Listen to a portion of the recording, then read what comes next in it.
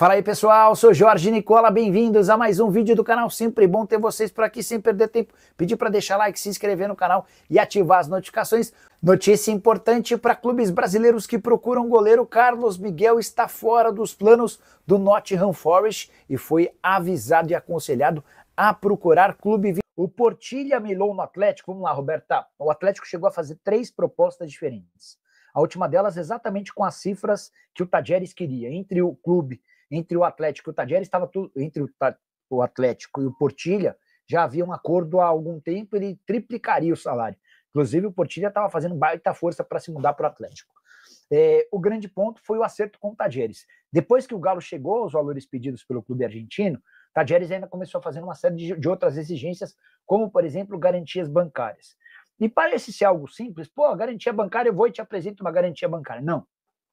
Qualquer garantia bancária para você apresentar aumenta o custo da operação em mais ou menos 20%. Então, se você, por exemplo, sugeriu 4 milhões de dólares, essa conta vai para quase 5 milhões de dólares só com a garantia bancária.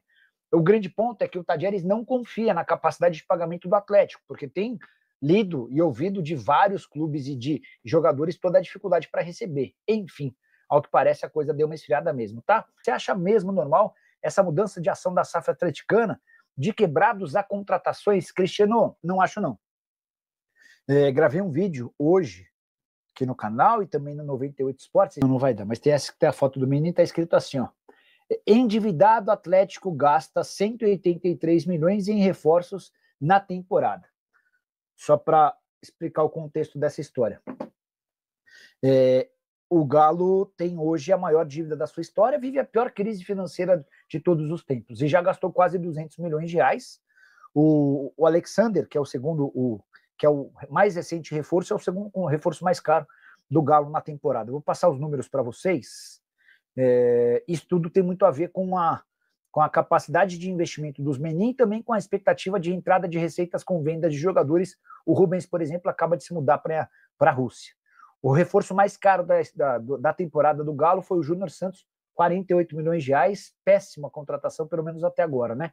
O Alexander custou 42 milhões e meio, Rony e Coelho, 36 milhões de reais cada.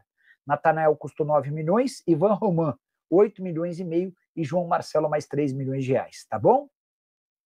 E aí o que chama mais atenção, né, Cristiano, é que o Atlético, com toda essa dificuldade, não para de se reforçar. Nessa janela de transferências chegaram o Biel,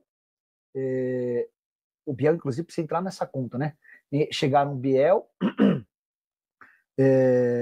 o Alexander, o Renier está perto de virar reforço, há uma negociação com o Paulinho e o interesse e as tratativas com o Portilha. Como pode esse time devendo e contratando? Isso é uma vergonha, a CBF não toma nenhuma atitude. O que você acha? Eu lamento muito. Embora no Atlético a coisa esteja sendo resolvida, tá? Consultei até empresários que haviam me procurado nos últimos dias para reclamar de pagamentos de comissões atrasadas desde janeiro. Na semana passada havia sido feita a promessa de pagamentos e está sendo tudo pago. Resta apenas o pagamento dos direitos de imagem que venceram no dia 20. Todo o resto já foi quitado aos atletas, tá bom? E também a seus representantes. Mas, cara, eu acho que o único jeito de acabar com isso é a criação do fair play financeiro. O que é o fair play financeiro? É uma regulamentação estabelecida pela CBF que pune clubes brasileiros que estiverem devendo. Então, você comprou o jogador, não pagou, você fica proibido de contratar jogadores, enfim, mas de uma maneira mais certa, mais correta. Essa punição até existe na FIFA, mas é para boi dormir, né? Quero te contar agora que Carlos Miguel, ex-goleiro do Corinthians e tratado algum tempo atrás como uma das maiores promessas da posição do goleiro no futebol brasileiro, está à disposição no mercado. A imprensa inglesa afirma que o Nottingham Forest já comunicou ao atleta de que ele não faz parte dos planos para a próxima temporada. O Forest, inclusive, procura um goleiro para disputar a posição com o Mats Cels. Como o Carlos Miguel é estrangeiro e não foi utilizado na primeira temporada, foram só 3 aparições, fica ruim para o Forest manter um goleiro que não é titular, bem longe disso, e ocupa a vaga de estrangeiro. Então, a ideia do Forest é negociar o mais rápido possível o Carlos Miguel. levando em consideração que foram gastos apenas 4 milhões de euros para tirá-lo do Corinthians, dá para imaginar que não exista tanta dificuldade numa negociação com o Carlos Miguel. O grande ponto é que o goleiro hoje com 26 anos de idade ainda tem a preferência de permanecer na Europa, apesar de clubes grandes do futebol nacional estarem atrás de goleiros.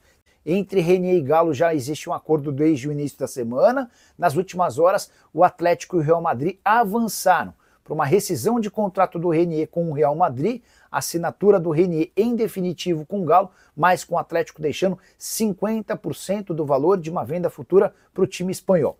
Nicola, qual a justificativa para o Real Madrid ficar com 50% da próxima venda?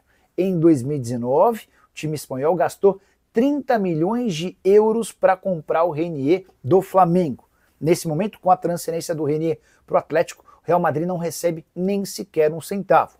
E existe a expectativa de que ele possa arrebentar com a camisa do Galo para render algum dinheiro, diminuindo o enorme prejuízo que o Real Madrid tem com a saída do jogador.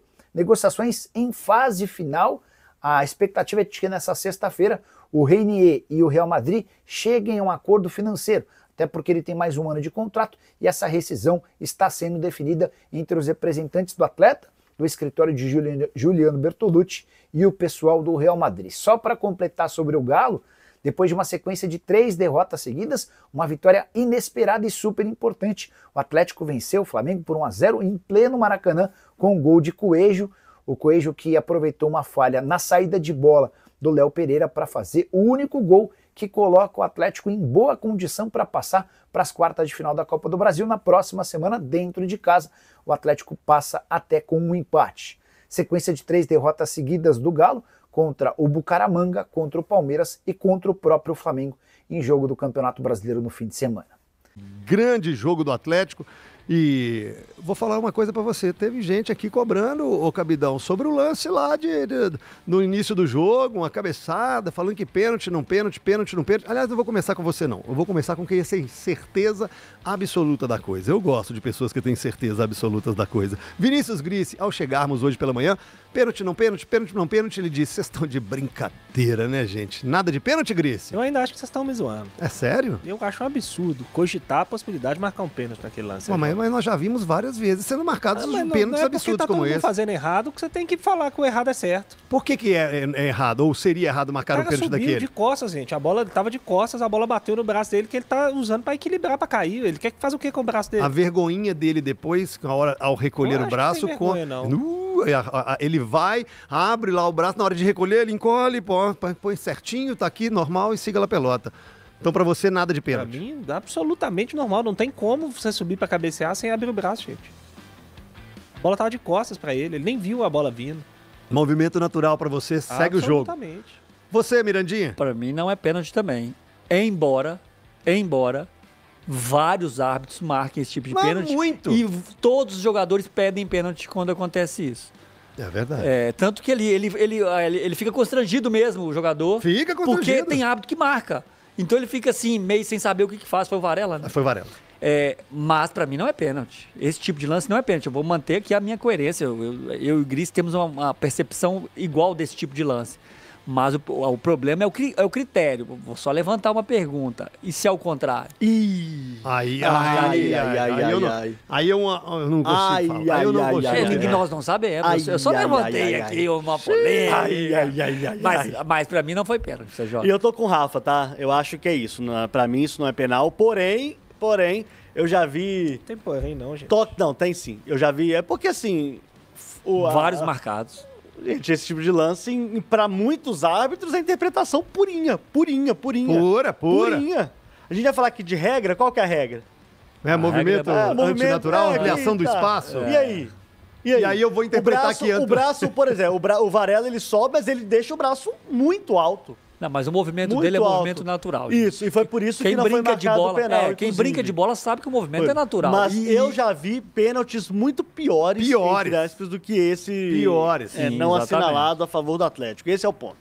E aí a velha discussão bairrista que a gente tem que ter é aquilo. E se fosse o contrário?